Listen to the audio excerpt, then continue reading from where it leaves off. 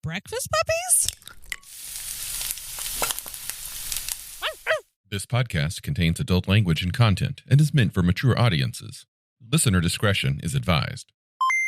Ladies and gentlemen, it's the Glitterbois!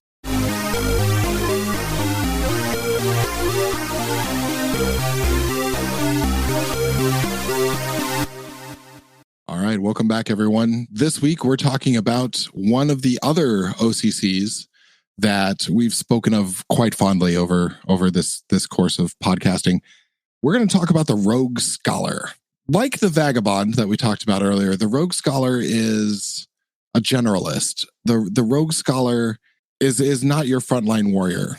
The Rogue Scholar is this interesting mix of knowledge and task, whereas like the Vagabond is kind of just vagabonding about. The Rogue Scholar has a purpose. The Rogue Scholar has a mission, and that's to discover or rediscover and then keep. While I was reading over this in preparation for the podcast, I found my next character. And it's a Rogue Scholar, and I had just finished up rereading Foundation by Isaac Asimov. Oh, yeah. And that's his goal, and that's what's going to happen next. So, reading the description from the first book, the Rogue Scholar may not be quite what you expect. Like the scientist, he or she is frequently a rugged, physically fit explorer and keeper of knowledge. Also like the scientist, the Rogue Scholar is on the Coalition State's top most wanted list of criminal activists. They are considered to be more dangerous than the men of science because the scholar seeks out knowledge and truth and teaches it to others. That is actually dangerous. And interestingly enough, there's a mechanic well explained for the teaching of people. Yeah. So the Rogue Scholar, looking back in the day, I remember when I first got into Rifts and was learning about making Palladium characters, and then basically spent every day at lunch and after school on the ride home, just making character after character after character in my notebook. I made a lot of Rogue Scholars. I remember back in the day, the Rogue Scholar and the Rogue Scientist were two of my favorites to make because they had so many skill choices. Whereas all of the other classes get anywhere from like 6 to 10 or so extra skill choices on the normal. The Rogue Scholar in the first game, Butts Edition, gets 16 other skills and then another 8 secondary skills, in addition to a decent amount of starting skills. The scientists get not as many, 14 and 6 respectively, but both of them get a shitload of skills. So if you want to play somebody who knows a lot of things, the scientist, but especially the scholar, is the way to go. I would like to take a quick tangent and say if anyone from Palladium is listening to us, we would be tickled pink if you would start calling it the Butts Edition. You know, as a side note, I ended up getting the hardcover gold foil special edition release of the 30th edition, the 30-year anniversary edition that they just came out. And there's got a new cover. So the original Rifts cover, I think, is Keith Parkinson. Yeah, Keith Parkinson. Whereas the new book has a Kevin Long take on the Keith Parkinson cover on the gold leaf edition. And it's the same image, but at a different composition. No butts. Just saying. No butts? No butts. Kevin. Kevin, what are you doing? No butts. Yeah, but it's a really good picture. So anyway, back to the Rogue Scholar. What I would use the Rogue Scholar for was a way to field test skill builds. Like, I got an idea to play a character who's good at this array of things. Nothing quite else fits, so I'm going to pick a Rogue Scholar and shove those skills in there and still have more to play with when I'm done. I was responding when I was reading it. I was responding to the curation aspects of the Rogue Scholar, where they will spend, days putting a book back together or tracking down, missing pages.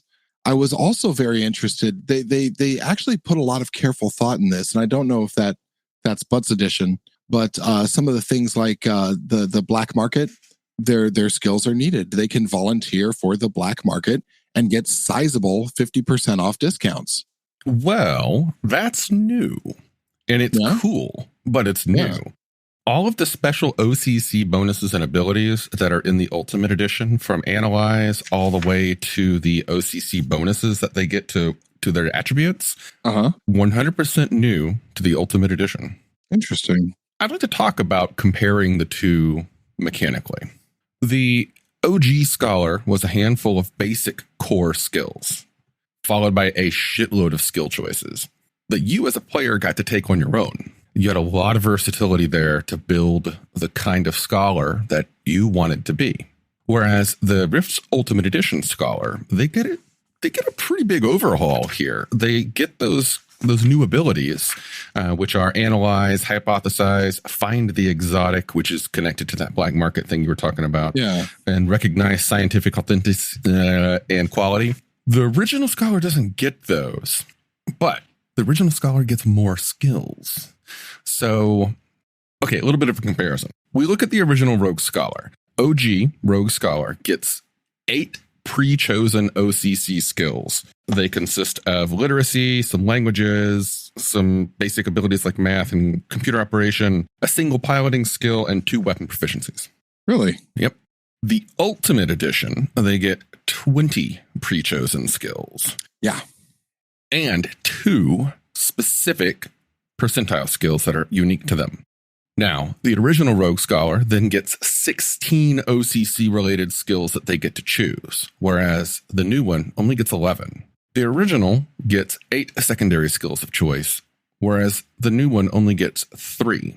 So, doing a little bit of math here, original Rogue Scholar, 32 skills total, 24, or 3/4 of it, you get to choose.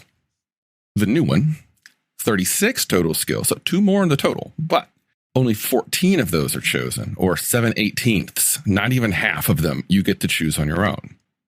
So the result is you get a character with more ability. Essentially, you're playing Aaron Tarn. The Rogue Scholar in the Ultimate Edition is Aaron Tarn. It is how to make a specific type of Rogue Scholar. There's a lot less versatility, unfortunately. I was reading it more as an indie.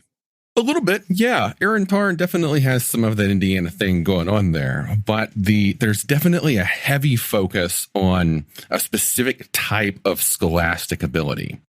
So in the beginning, in the first, you have more of a blank slate, while on the second, you essentially have Aaron Tarn. An even bigger nerf, in my opinion, is the Rogue Scientist. They go from 20 original skill choices down to a measly 7. The Scholar loses 10 choices. The Scientist loses 13. So they really do this. They just take them and sort of nail them down a little bit more solidly. And some people like that. I like the openness of the original. I'm curious now. Did they add anything that would fill in the gaps? I know they expanded the Vagabond.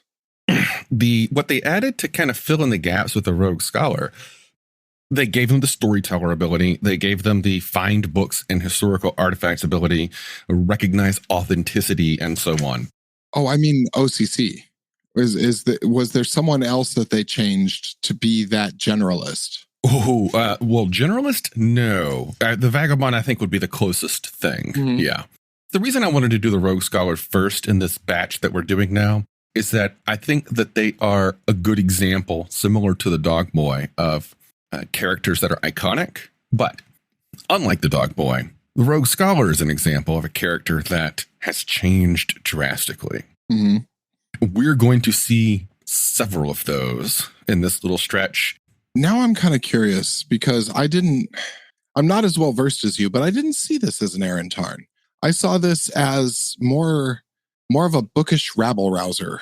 Yeah. So it used to be you could build someone kind of in your own vision of what they did, what they specialized in, what their knowledge was, and so on. Now you are a book collecting museum art curator. It's really narrowing the versatility of the class. Yeah. I guess the main reason I'm upset is it goes back to what I was saying about sitting in middle school making all of these characters. One of the main reasons I always picked the Rogue Scholar was that shitload of skill choices. Right. Now it's nowhere near as much. Yeah. Yeah. Honestly, though, when Chung Nai is inevitably killed in glorious single combat, that's definitely my next choice. Oh, yeah. And I would play the new one. Definitely. Yeah. But if given the choice, if somebody said, you can play any of the characters, either of their versions, I'd go original. Or even sneakier. Any of the characters in any book, and you're like, oh, you mean like the original Rifts? Oh. Well, yeah. If a GM says any character from any book, that is immediate red flags to me, because I wonder then what they're up to and if they are actually going to be good enough to handle a game of that broad spectrum of characters. Yeah. Rarely, very rarely. Yeah, well, as a Veritech pilot Cyanide, I feel your pain. Excuse me, Cyberknight, but very soon, I will feel a lot of pain when that robot comes flying around and tearing up the world. Yeah. I made my bed. I'm going to lie in it. I still say it's a fascinating character, though. And 100% agree. I would say that, I don't remember because I didn't play a Rogue Scholar back in OG in Butts Rift. And you know what? We have to use it now. If we want them to use it, we have to use it. So it's Butts Rift from here on out. This one is compelling because some people don't always want to be at the forefront, but this seems to me a way to make a variety of meaningful contributions, not only to, and this is kind of, meta and hacking, but not only to the party's goals, but to the party itself. If you sit down with someone, you can teach them a secondary skill. That's not nothing to a party, especially one with some time to kill. What is it? It's storyteller and teacher. Rogue Scholars are natural-born storytellers and educators with a flair for making dry subjects like history, science, and math sound exciting and fun. A passion that enables them to teach others over a period of time, which is equal to a secondary skill after 1d6 plus 8 weeks of lessons, with at least 12 hours a week devoted to teaching and another 10 hours of study for the student. That's free skills. True. Like in a purely meta, you could, that's an amazing buff to give your party. That's a good buff. But here's another cost that you have to pay. Original Rogue Scholar, their related skill choices. Oh, you mean the Butts edition? In the Butts edition, yes. Electrical, any. Espionage, any. Mechanical, any. Medical, any except MD. Military, any. Pilot. Ooh, there it is. Any. There it is. Yeah, this is automobile or hover only. We look at the new one. Espionage, forgery, and intelligence only. Electrical, basic and computer only. Mechanical, Military, basic and automotive only. Medical, first aid only. Military, 3 skills only. So it's your choices. They really narrow down what you can do with this character. Yeah, they did. So if you want to make a character who used to be a military operative, but now focuses their life on collecting knowledge and educating people on tactics, can't do it. Yeah. Yeah. Again, it's a cool class if you want to play Indiana Jones or Aaron Tarn. I would say if your party's missing a diplomat too, this would be an excellent class to take. Like if you're constantly, if you're playing a larger scale Rifts game and you're constantly coming up against new DBs and, your GM's homebrewed city states, you need someone like this. You have to have that. Otherwise, you're going to blunder badly. Yeah, they're good at language, and their IQ and mental affinity minimum requirement of 10 essentially means you're going to have a character who is at least has some ability to talk to people. So yeah, they're going to be a really great face man for a group. Just out of curiosity, did the cybernetics change? Because this starts with none, but may or may not be opposed to having them. So it's same. Open. Okay. Yeah. I was just curious if they were trying to buff it in that direction. Yeah, it's the same there. A lot of things are actually copy pasted text, but strangely enough, they've revamped the skills entirely. I wonder if they were too powerful. Probably in the old like game breakers. Well, the original and the current one can take boxing. So that means you're next to godliness. I was just thinking, if you can pilot any military, you're like, oh yeah, no, I can fly a Samus. It's cool. Oh, that Glitterbois? Yeah, I totally drive that. I could see how that would be a problem. Yeah, they're heavily restricted on some of those things. But hey, yeah, versatility is why I played them in the first place. Yeah. Well, that's what I got to say about it, though. I feel like I'm leaning too heavily into the negative on this. I really love the Rogue Scholar. I love the new one. I love the old one. I just love the old one more. I can see that. And I did not spend my time trying to min-max the Rogue Scholar skill builds. I was like, Glitterbois are cool, Dog Boys are cool. Yeah, I'm not really a proponent of min-maxing, but I do like skill builds. I like in Palladium coming up with characters that have an interesting array of skills. And if you really want to do that effectively, you're going to want a character with a lot of choices. And the Rogue Scholar just had the most. It all comes back to skills. Please see our previous episode. Yeah. Okay, well, any last thoughts? No, I want to play one. That's my final thought. Well, I'm now running the kind of game where I'm encouraging people to play with different characters. So think on it. That's the thing too, because my kind of character that I'm playing is a very single purpose critter. And he's not subtle. He's decidedly not subtle. It might be fun to swap out, for someone a bit more balanced every now and then. Yeah. But in your honor, I will say, in your favor, you got the Samurai Jack thing down very well. I started rewatching it. Doing a good job. He doesn't give ground, man. Yeah. No. Doing a good job. All right.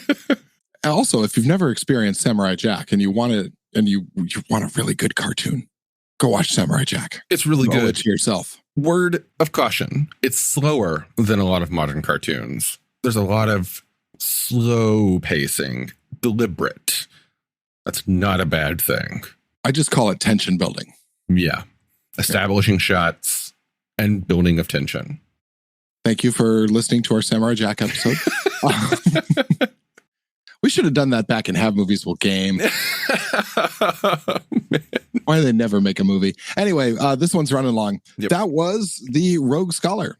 Slightly less badass than it was, but still pretty badass OCC. Yeah. So play one. All right. Thanks for listening. Bye.